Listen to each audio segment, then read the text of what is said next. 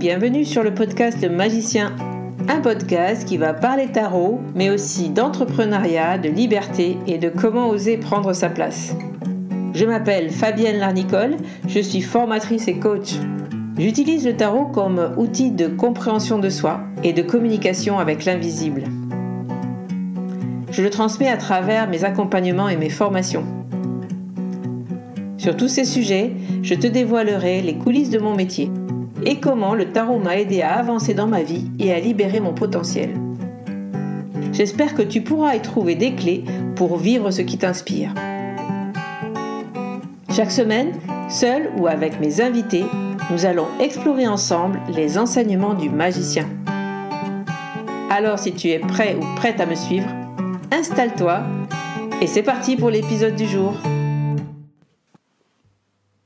Hello, ravie de te retrouver sur le magicien en direct pour faire le point avec toi sur le séminaire Explore qui vient de se clôturer.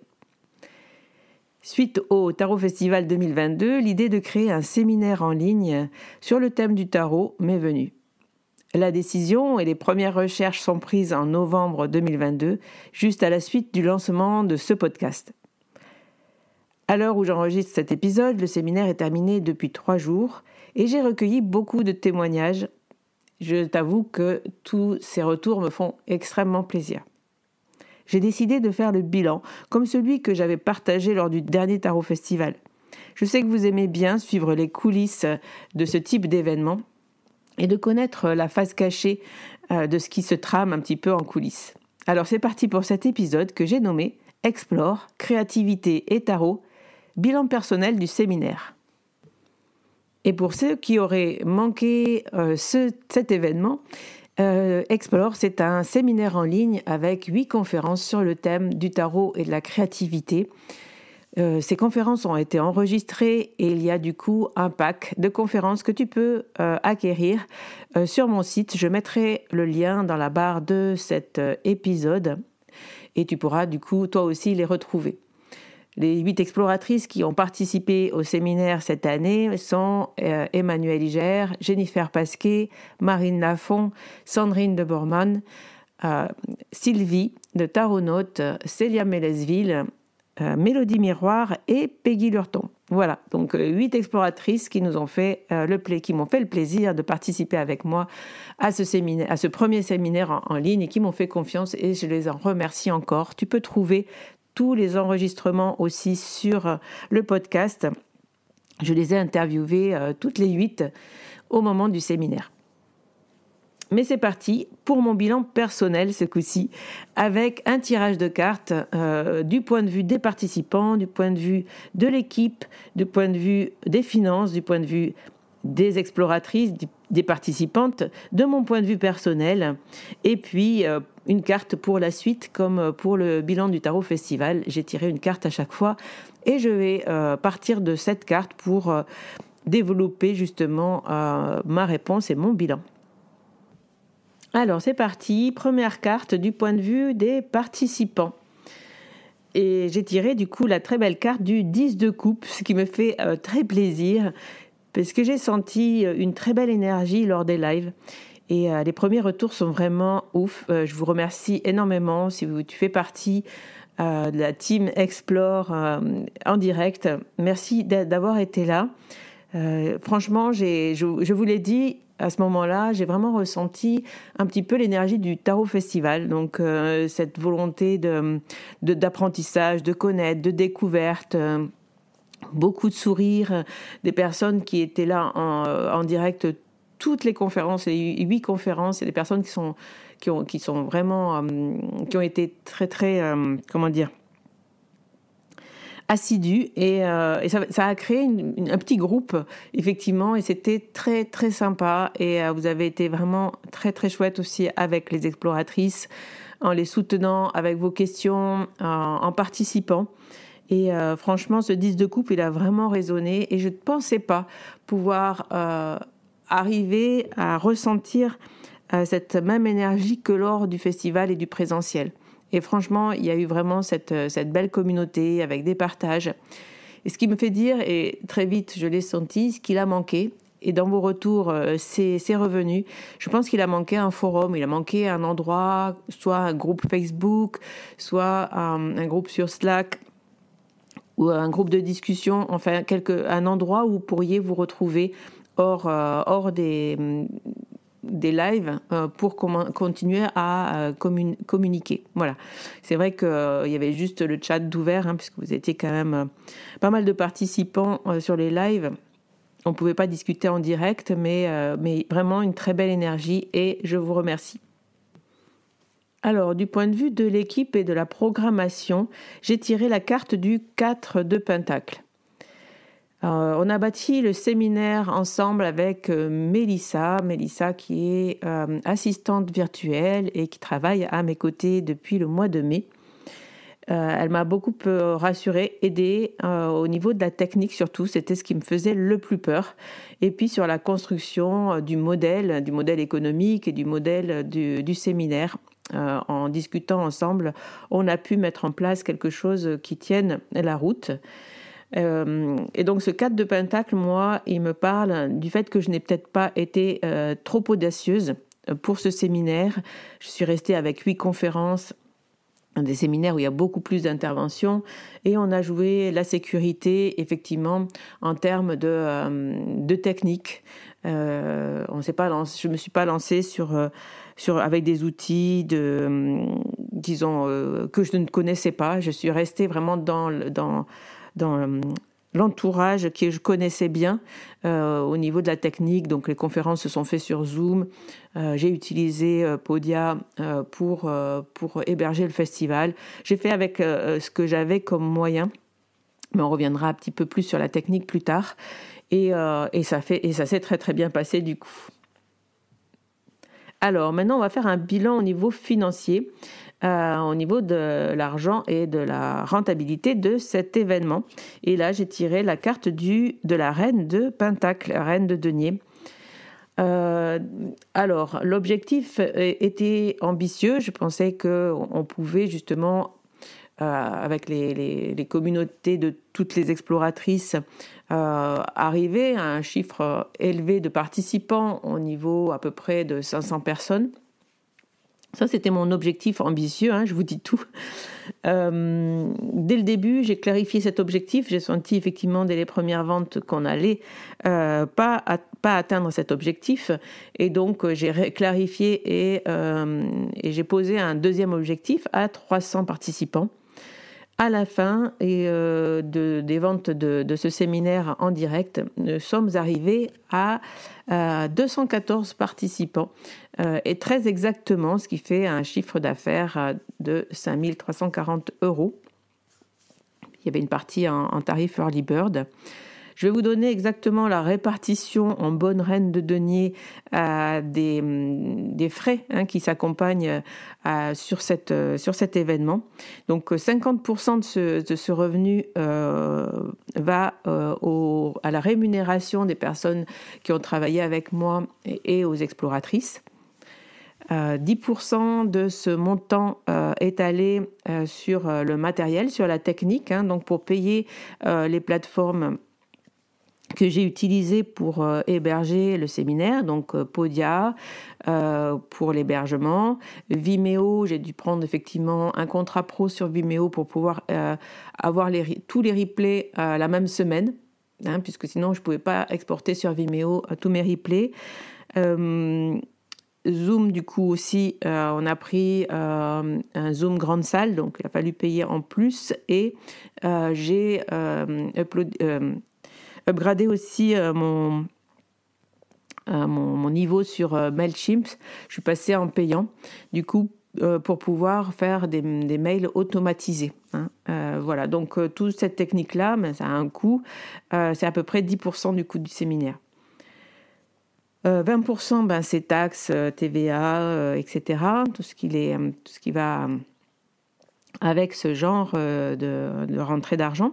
Et puis, il reste 20% qui va me servir à investir sur le Tarot Festival, peut-être, soit investir sur du matériel me payer peut-être un petit peu aussi, mais voilà, c'est surtout de la trésorerie qui va rentrer dans mon entreprise pour subvenir aux différents besoins.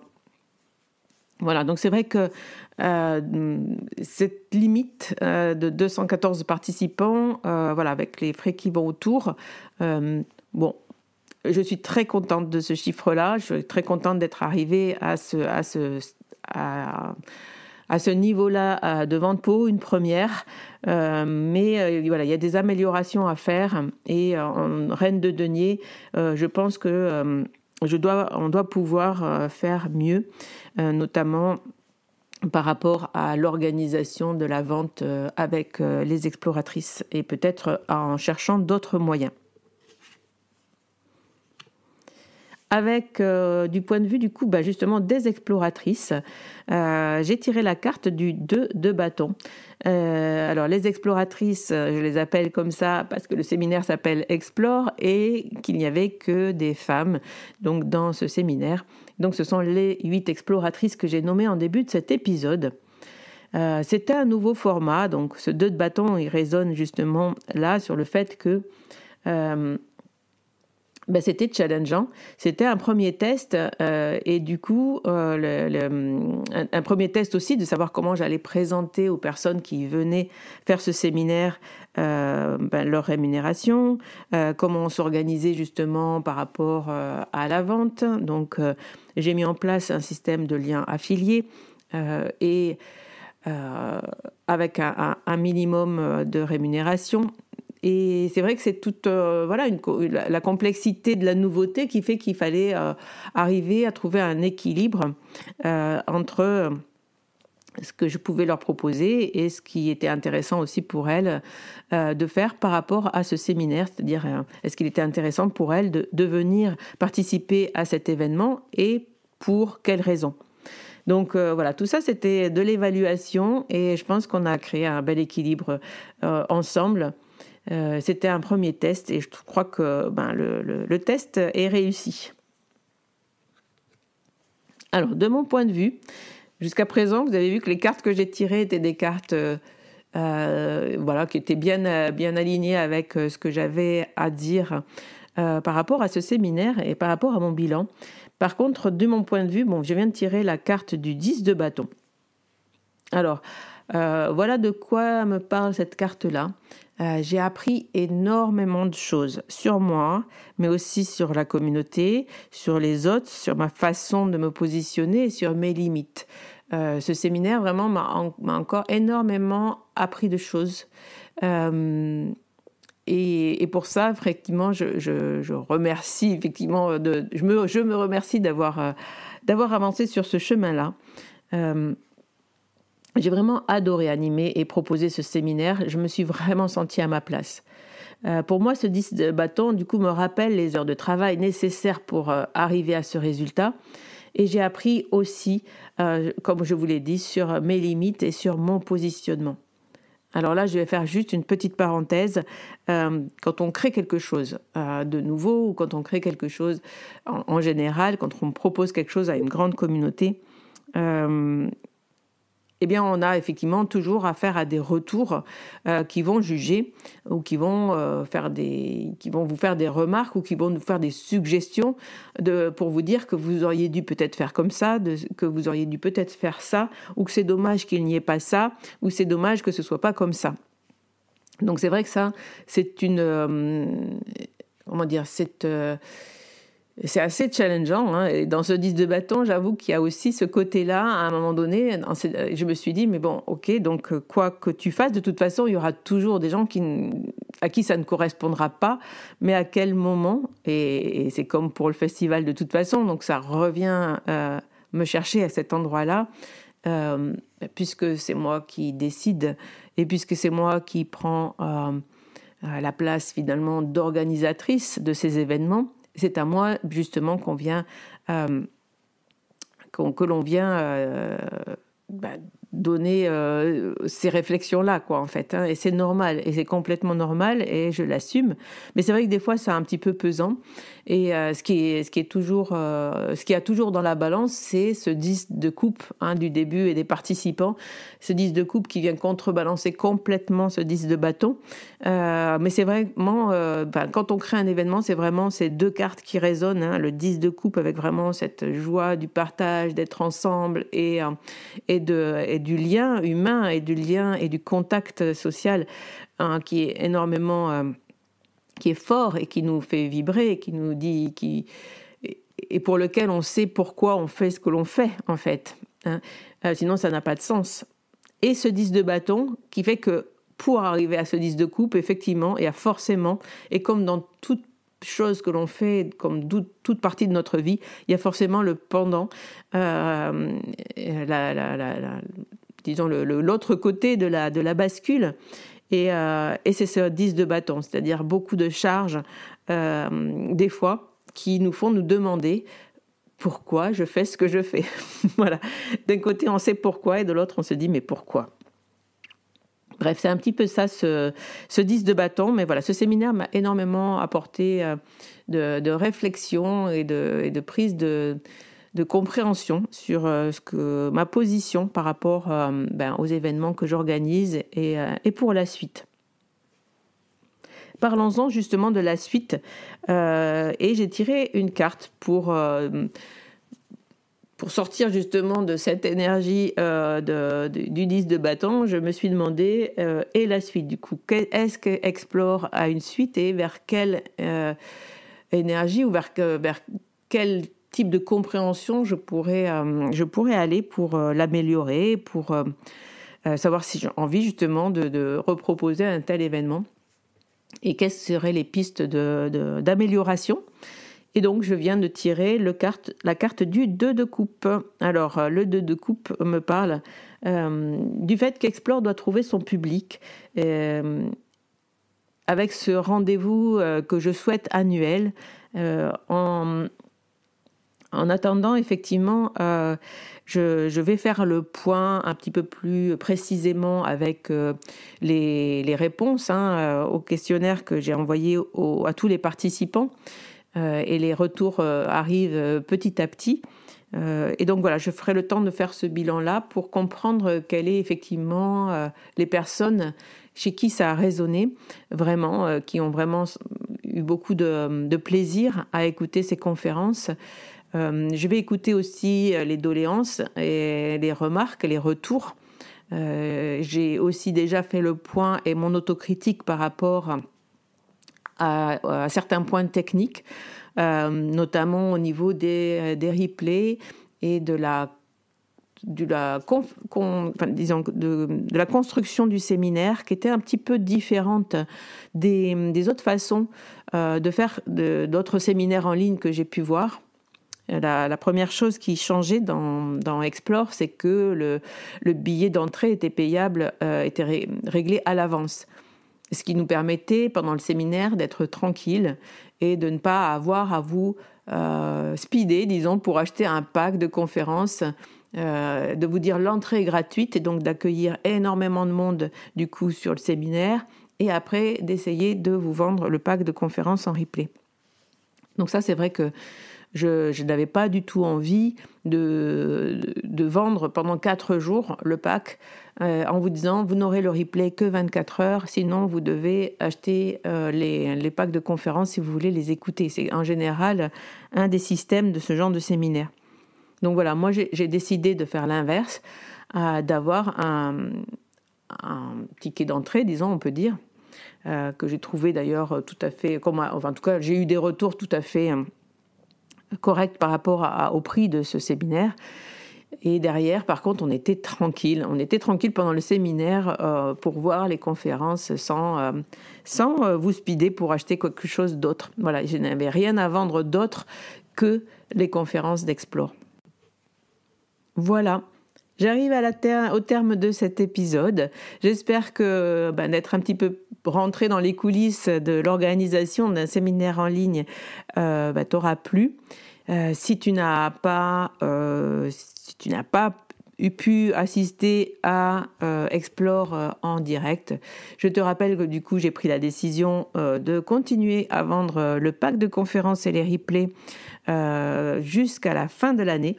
Et ces conférences seront accessibles jusqu'au prochain séminaire Explore qui aura lieu en mars 2024. Donc, si tu veux écouter 8 conférences sur le thème du tarot et de la créativité, je te laisse en compagnie des exploratrices pendant 1 an. Et franchement, elles nous ont partagé vraiment des choses hyper originales, hyper constructif, disons, pour entrer dans le flow créatif et de s'aider de ce magnifique outil qu'est le tarot pour créer. Voilà, je te laisse du coup avec ce mot de la fin et je te dis à très très vite pour de nouveaux épisodes sur le magicien.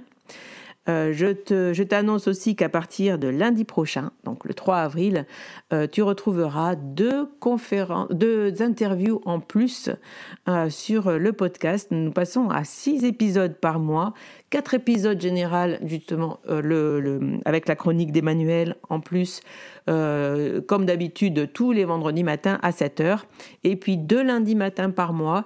Je partagerai avec vous sur le magicien 2 interviews de personnalités qui utilisent le tarot,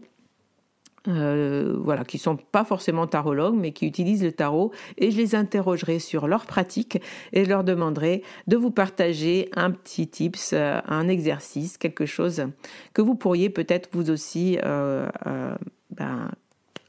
utiliser pour créer quelque chose avec votre tarot. Voilà, je m'embrouille un petit peu, mais je vais vous laisser avec cet épisode. Je vous souhaite une très très belle journée et je vous dis à très vite, donc à lundi sur le magicien. Bye bye. Voilà la fin de cet épisode. Merci de l'avoir écouté. N'oublie pas de t'abonner pour ne pas manquer les prochains. Soutiens le magicien en laissant un avis ou un commentaire sur ta plateforme préférée, Spotify ou Apple Podcast. De mon côté, il me reste à te souhaiter une excellente suite de l'aventure. Où que tu sois, on se retrouve très vite pour un prochain épisode. Bye bye!